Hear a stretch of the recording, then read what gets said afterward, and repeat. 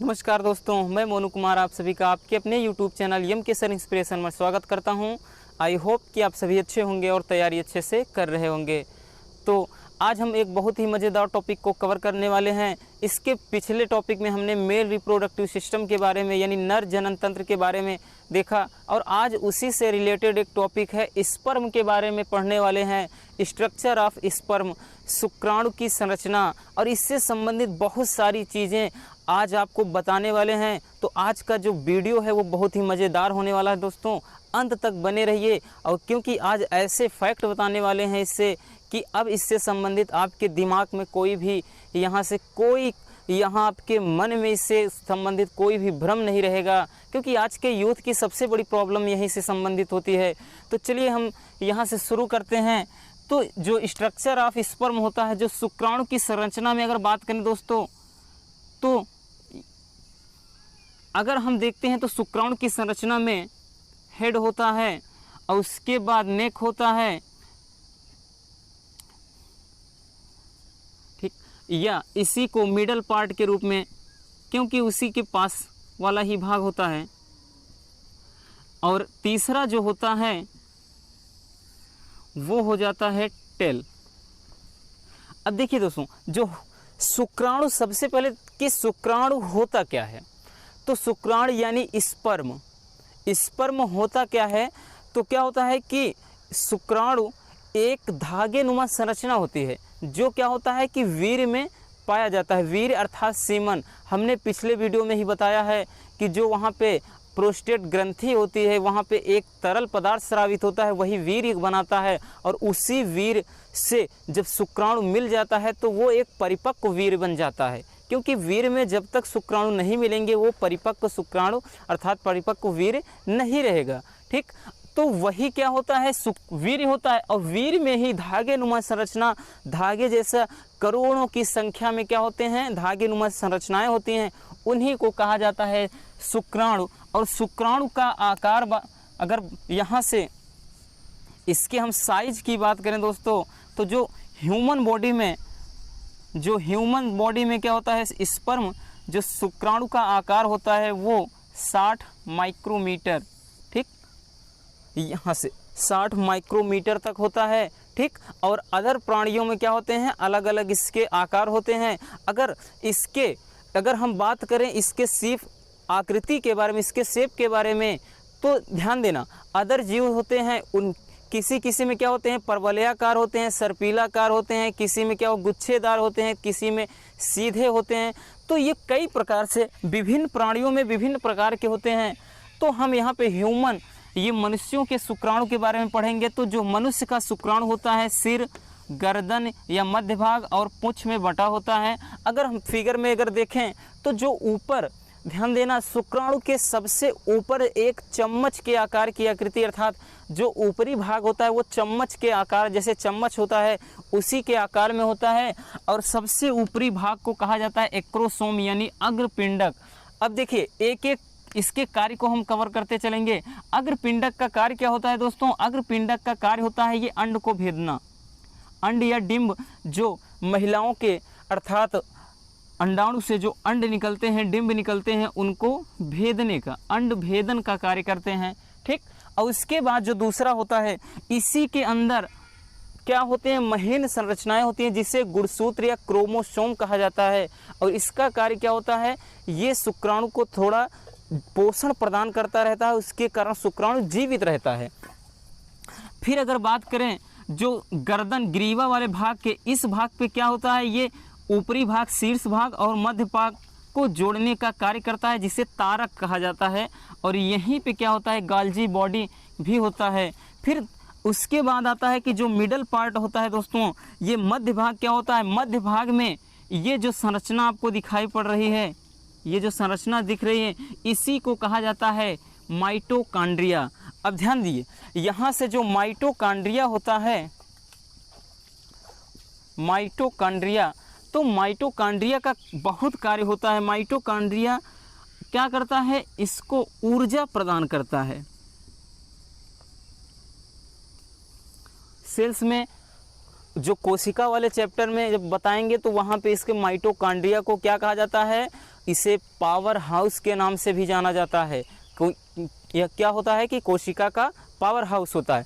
तो यहाँ पर भी इसका कार्य क्या होता है, जो माइटोकॉन्ड्रिया का ये जो जाल बना होता है दोस्तों, वो शुक्राणुओं को ऊर्जा प्रदान करता है, जिसके कारण शुक्राणु क्या होते हैं, वो स्वस्थ रहते हैं और वो तेजी से भाग, अर्थात ऊर्जा किस बात के लिए देता है, उनको गति के लिए ऊर्जा प्रदान करता है। और बात करें तो जो शुक्राणु का निचला भाग वही सबसे लंबा भाग होता है, जिसे पूंछ कहा जाता है।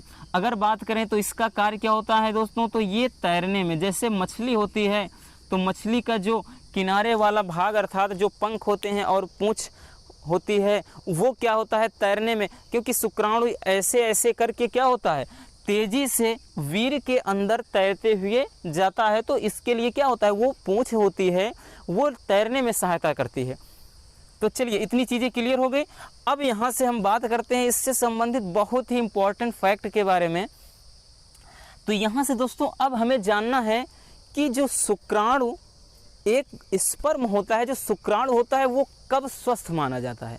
जनरली क्या होता है कि व्यक्ति जब सेक्स करता है, संभोग करता है, तो उसके बावजूद भी क्या होते हैं, दंपति में वो कई बार कहते हैं, देखो अक्सर शिकायत रहती है कि भाई इतनी बार मतलब सेक्स हुआ या इतना दिन से रिलेशन में, उसके बावजूद भी उन्हें अर्थात संतान का सुख नहीं मिल रहा है या उन्हें बच्चे पैदा नहीं हो रहे हैं। तो देखिए उसका रीज़न क्या होता है, अब ज़रूरी नहीं है होता है, लेकिन भारत में क्या होता है, अपना देश ऐसा है, यहाँ पे महिलाओं को ही दोषी माना जाता है, महिलाओं को ही दोषी माना जाता है। एनसीईआरटी में क्वेश्चन भी ऐसा है कि क्या होता है कि अक्सर जब यहाँ पे बच्चों का जन्म नहीं होता है तो इसका दोषी महिलाओं को ही क्यों माना जाता है।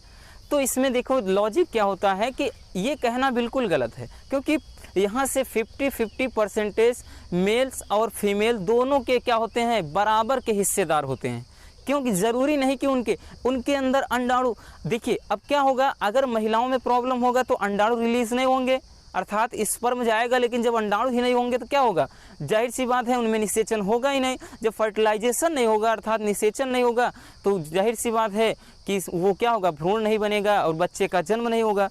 और फिर क्या होता है, दूसरी तरफ अगर मेल्स में क्या होता है कि उनमें अगर शुक्राणु नहीं बन रहे हैं तब भी क्या होगा, समस्या होगी। अर्थात भले ही वीर्य अंदर प्रवेश कर रहा है महिलाओं के वजाइना में, अर्थात यूट्रस या गर्भाशय तक पहुंच रहा है, लेकिन वहां पे अंडाणु आ रहा है, उसके बाद शुक्राणु पहुँचे ही ना, तो क्या होगा निषेचन, बिल्कुल नहीं होगा।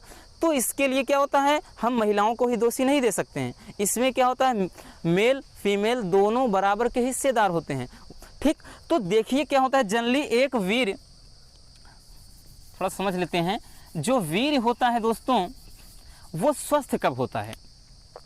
अगर हम बात करें जो स्पर्म होता है, स्पर्म की संख्या क्या होती है, तो हम आप बता देते हैं 1 ml प्रति ml वीर्य में जो शुक्राणुओं की संख्या है, आप सोच कर यहाँ पर जानकर हैरान रह जाएंगे कि वो क्या होते हैं, करोड़ों में, अर्थात 2 से 3 करोड़, ठीक। ये मिनिमम है, इसके ऊपर भी बहुत ज़्यादा होते हैं, अर्थात क्या होते हैं, ये करोड़ों की संख्या में होते हैं, बहुत ज़्यादा। लेकिन होते तो करोड़ों की संख्या में है, लेकिन क्या होता है, एक शुक्राणु ही काफ़ी होता है, एक शुक्राणु ही गर्भधारण के लिए पर्याप्त होता है, ठीक।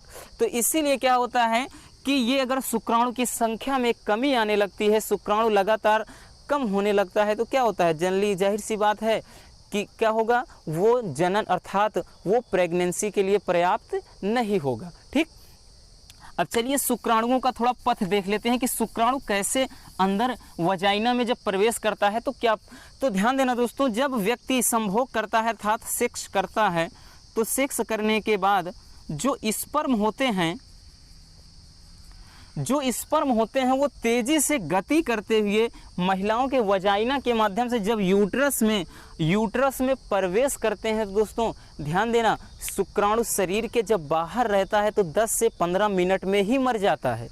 शुक्राणु जब शरीर के बाहर निकलता है 10 से 15 मिनट में मर जाता है, लेकिन महिलाओं के अंदर अगर जाता है अर्थात यूट्रस में, उनके गर्भाशय में जब जाता है तो लगभग 72 घंटे तक जीवित रहता है। ध्यान देना, ये क्या होता है, यहाँ पे 72 घंटे तक शुक्राणु जीवित रहता है, ठीक, जब व्यक्ति संभोग करता है तो शुक्राणु जब अंदर प्रवेश करता है तो 72 घंटे तक जीवित रहता है।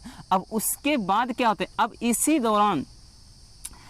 दौरान क्या होता है, क्योंकि जैसे क्या होता है रेस, एक एग्जाम्पल से समझते हैं, मैराथन हो रहा है या रेस हो रहा है तो उसमें क्या पार्टिसिपेट लेने वाले बहुत ज़्यादा छात्र, बहुत ज़्यादा प्रतिभागी उसमें हिस्सा लेते हैं और सभी क्या होते हैं दौड़ने लगते हैं, दौड़ में लग जाते हैं। फाइनली क्या होता है हज़ारों की संख्या में, सैकड़ों की संख्या में दौड़ते हैं रैलियों में। फिर ठीक उसके बाद क्या होता है दोस्तों कि जनरली क्या होते हैं कि ज़रूरी नहीं कि 100% क्या होंगे वहाँ लाइन तक पहुँचेंगे, नहीं, क्या होते हैं कि कुछ रास्ते में ही थक जाते हैं, अर्थात कुछ गिर जाते हैं, कुछ थक कर हार मान लेते हैं, और कुछ क्या होते हैं तो उसमें से 10 या 15 उस स्टेज तक पहुंचने के करीब होते हैं, लेकिन जीतने वाला जो होता है वो अकेला होता है। उसी तरह इसमें होते हैं। इसमें क्या होता है जब व्यक्ति संभोग करता है तो इसकी संख्या जब 5 से 10 CR अर्थात 5 से 10 करोड़ शुक्राणु क्या होते हैं वजाइना में प्रवेश करते हैं, उसमें से कि तेजी से 15 से 20 मिनट बाद महिलाओं के अंदर भी शुक्राणु धीरे धीरे नष्ट होने लगते हैं। ठीक, उसका रीज़न होता है कि महिलाओं के जो वजाइना का इंटरनल पार्ट होता है, अर्थात उनकी जो आंतरिक लेयर होती है महिलाओं की, वो थोड़ा अम्लीय होता है, जिसके कारण शुक्राणु मरने लगते हैं।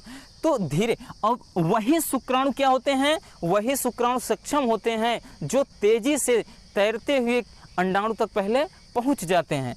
तो क्या होते हैं इतनी संख्या होती है, लेकिन फाइनली क्या होता है लास्ट में आते आते एक शुक्राणु अर्थात जो सबसे पहले कहाँ तक अंडाणु तक पहुंच जाता है, वही अंडाणु से मिल करके क्या निषेचन कर लेता है। अब चाहे उसके बाद लाखों स्पर्म शुक्राणु पहुंच जाएं, उससे कोई फर्क नहीं पड़ने वाला है, क्योंकि जो पहले पहुंच गया वही क्या करता है उससे फर्टिलाइजेशन अर्थात निषेचन कर लेता है। ठीक, तो इतनी चीज़ें क्लियर हो गई। हमने क्या बताया कि यहाँ पे शुक्राणुओं की बात करें तो जो अब देखिए दोस्तों क्या होता है, एक आज के यूथ में सबसे बड़ी प्रॉब्लम होती है, इसके बारे में हम डिटेल्स बताएंगे। मस्टरबेशन, या कुछ लोगों ने पूछा था सर हस्तमैथुन या मस्टरबेशन से क्या होता है, कोई प्रॉब्लम होती है, समस्या है या इसके साइड इफ़ेक्ट। तो देखिए भाई इतना ही कहना चाहूँगा, जाहिर सी बात है आप कोई भी काम, ठीक, देखिए इसको ऑफेंसली मत लीजिएगा, ये क्या है आपसे के लाइफ से रिलेटेड है, जुड़ी हुई आपके स्वास्थ्य संबंधी चीज़ों से जुड़ी है।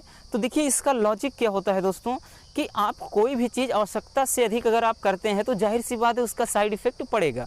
ठीक, ऐसा नहीं है कि ये गलत है या एकदम से मतलब ऐसा, क्योंकि क्या होता है जो स्पर्म होता है वो हमेशा बनता रहता है। वैसे भी हमारे बॉडी में क्या होता है कि कुछ समय के बाद, कुछ घंटों के बाद क्या होता है वो स्पर्म धीरे धीरे नष्ट होने एक नया स्पर्म बनता है।